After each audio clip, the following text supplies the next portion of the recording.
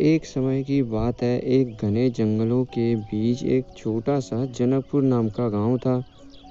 उस गांव में एक अनोखा छोटा सा घर था। वह घर कोई आम घर नहीं था। उसमें बहुत सी शक्तियां थी और उस पेड़ से आश्चर्यजनक चीजें हो सकती थी।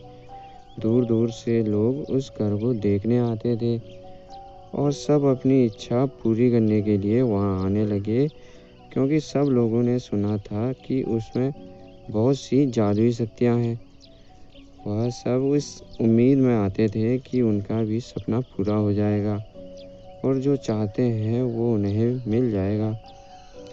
उन्हीं सब में से एक लड़की थी जिसका नाम जूही था। वह भी उस जादुई घर को देखना चाहती थी। वह बहुत उत्सुक थी यह जानने के लिए कि वह घर क्या कर सकता है, इसलिए वह भी उस गांव के लिए निकल पड़ती है। जब जूही वहां पहुंचती है तो उसने देखा कि घर के आगे बहुत सारे लोग लाइन लगाकर खड़े हुए हैं। सभी अपनी बारी का इंतजार कर रहे थे और वह सब अपनी इच्छाओं को पूरी करना चाहते थे। लेकिन जूही को लगा कि घर के अंदर सिर्फ चीज़ें और पानी के अलावा और कुछ भी है, और वह फिर अपने बारी आने का इंतज़ार करने लगी। जब जूही की बारी आई तो उसने धीरे से घर का दरवाज़ा खोला और देखा कि अंदर से एक तेज चमकती हुई रोशनी आ रही है।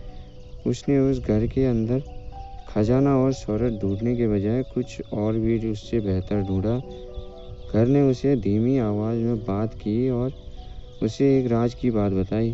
घर ने उसे यह बताया कि असली शक्ति चीज़ें देने में नहीं, बल्कि लोगों को उनकी क्षमताओं को खोजने में और मदद करने में है। उसने कहा कि हम सबके अंदर एक जादू है जो हमें खास बनाता है और हम खुद अपने आप में एक जादूगर ही तो हैं। तभी जूही को उस घर का रहस्य जानकर बहुत खुशी हुई और वह अपने गांव लौट आई। उसने सभी को उस घर के बारे में बताया और उससे मिली सीख को सभी को सिखाया। उसने सभी को अपने अंदर झांकने और अपने अंदर के जादू को खोजने के लिए प्रोत्साहित किया। गांव के लोगों ने जूही की बात सुनी और एक दूसरे की मदद करना शुरू कर दिया। उन्हें यह एहसास हुआ कि खुश रहने के लिए किसी जादुई घर की ज़रूरत नहीं है। उन्हें बस खुद पर भरोसा करने और खुद की प्रतिभा को खोजने की ज़रूरत है। तो दोस्तों, इस कहानी से हमें यह सीख मिलती है कि असली जादू हमारे अंदर होता है। हम सभी के अंदर कुछ खास है और जब हम खुद पर विश्वास करते हैं और दूसरों की मदद करते हैं तो हम दुनिया को एक बेहतर जगह बना सकते हैं।